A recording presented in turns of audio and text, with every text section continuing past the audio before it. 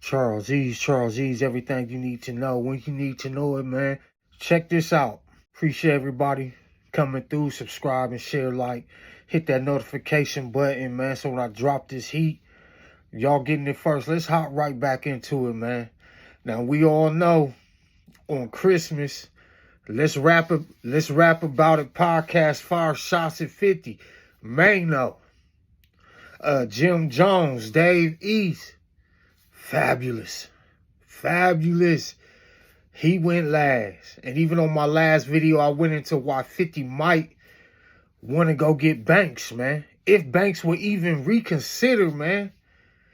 But a lot then came out of why Fab went so hard. Let's keep it real. Not Maino. Maino been very vocal. Jim been very vocal. But at the beginning of this, everybody kind of wrote Dave East and Fabulous off, man.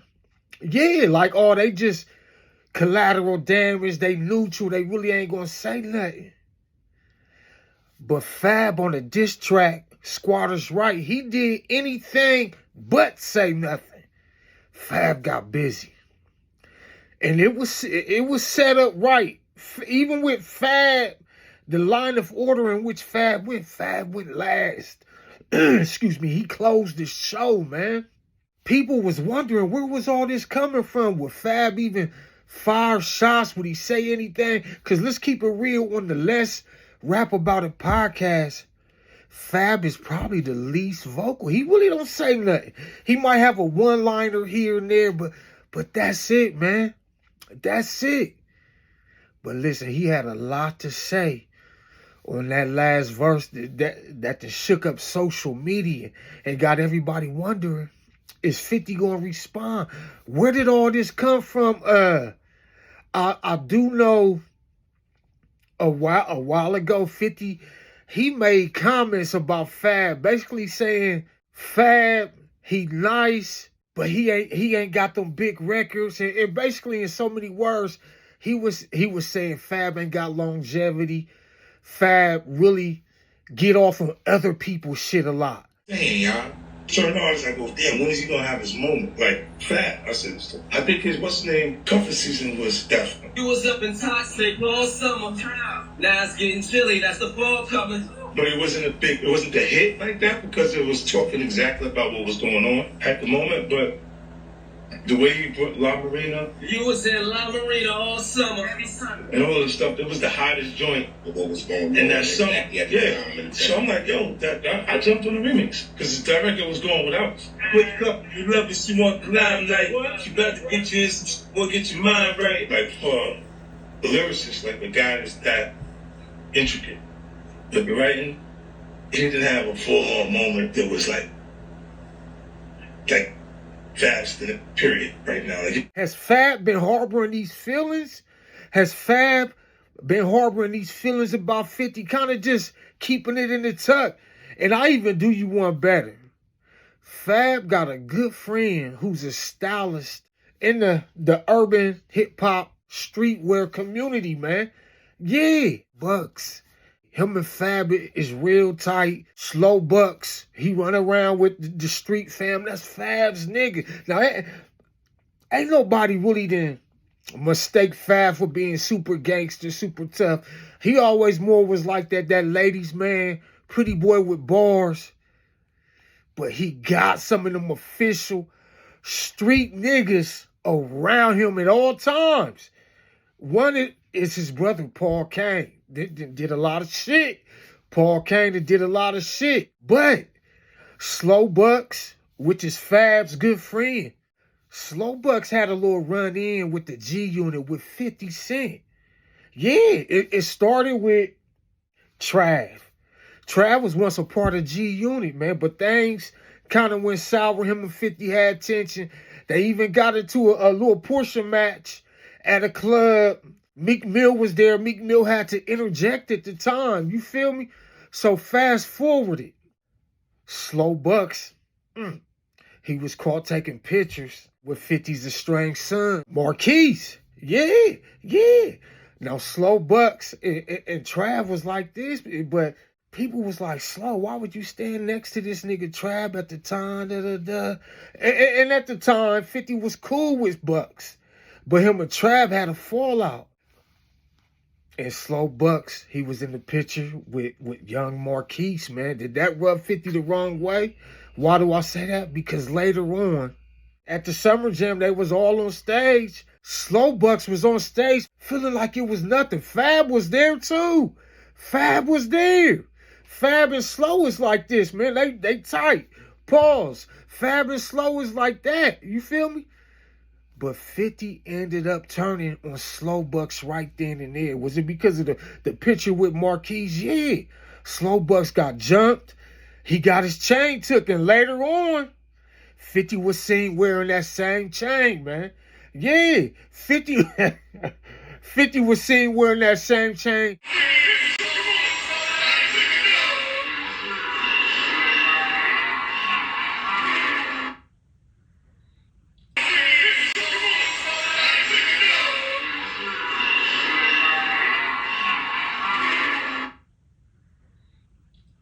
Then Slow Bucks, they even had this whole big campaign, Slow Bucks at the table talking to lawyers, getting ready to press charges. I don't know who. You feel me? It could have been on the people who put Summer Jam together, the radio station, Hot 97. But he left people wondering, like, Slow, why is you at the table talking about pressing charges with your lawyer, man? You feel me? And like I said, Fab was on that stage when it all went down. And Fab ain't do nothing. But let's keep it real. Even though Fab and Slow Bucks is real cool, let's keep it real. Nobody really even expected Fab to do nothing. Remember, Fab he's like the pretty boy lyricist, ladies man.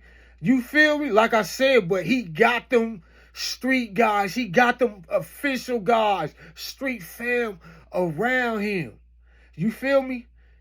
Did Fab harbor them feelings? Is Fab just putting shit in the tuck from what 50 been saying, been doing, and did it all come out in squatters' rights on that last verse, man? We gotta ask, man. You feel me? Is this the result of 50 taking shots at Fab, saying his career ain't longevity, he never really blew, he didn't reach his heights, his full expectations? You feel me? His good friend being jumped and being robbed, let's say it, being robbed at Summer Jam. Was Fab just putting all that in the tuck for a time such as this, man? You feel me? I don't know. We'll have to see. Them MCs, they got a very, very long memory. You feel me? They tend to remember things, the littlest things, that sometimes even it's best if they just forget. Nah, they need them MCs, them lyricists. They need every piece, every ounce of fuel that they could get to write, to burn into them rhymes, into them lyrics, into them vocals. They need everything. They need the smallest piece of bulletin board material to continue to fuel them. 50 once was the same way. Is 50 still that way? We know he that way far as trolling. Do 50 still got a MC's pen that burn with desire, an MC's pen that need to be fed from having enormous amounts of hunger? Is 50's pen still hungry? I heard somebody in the comments, somebody said 50 was never a good rapper. He just had good promotion. And I had to interject. I said, hey, that ain't true. 50, one of the best song makers that hip hop has ever seen. And 50 know how to pen a hot verse of 16.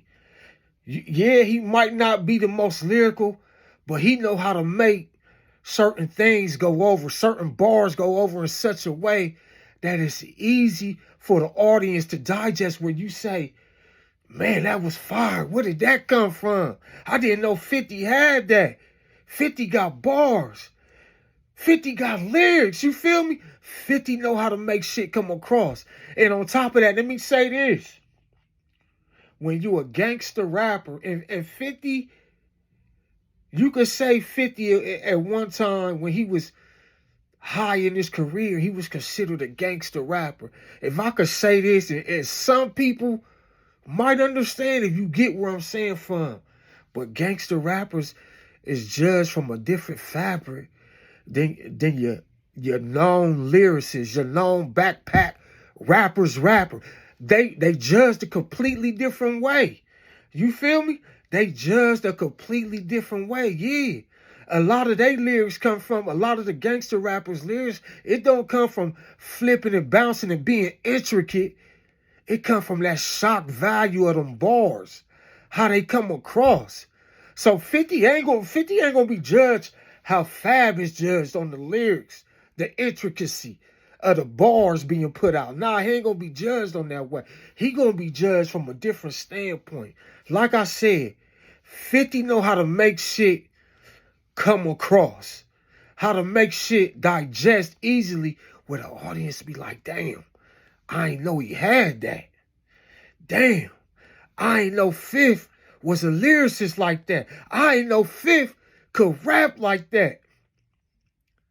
Fifth is one of the greatest thinkers in hip-hop and rap, man. Don't underestimate that man's pen. I think people just underestimating 50 because he been on this troll shit. But don't let that fool you. Don't let that fool you to think that 50 can't come back and pen some real shit. And pen some real fucking fire. You feel me? Don't let that go over your head, man. Don't let that go over your head. Your boy Charles E. Subscribe, share, like. We gonna continue to watch this battle and see what 50 do. Whether it's trolling or pending bars. You feel me? Putting out some heat. We gonna see, hey, do they got something else in the tuck? Do Let's Rap About It podcast got something else in the tuck? Do 50 got a major move? You feel me? Is 50 gonna buy the building that Let's Rap About It podcast recording, film footage in for their podcast? That would be checkmate, probably. That would be checkmate. Or maybe, just maybe, they already paid that bill. Maybe somebody stepped up and paid that bill. Maybe Fab in his rap and his verse on Squatters' Rights, maybe he gave a hint, an inkling that bill is taken care of. We'll see. Your boy Charles E. Subscribe, share, like. That's my time. Until next time, everything you need to know when you need to know it. That's my time. I'm out of here. Peace of dick.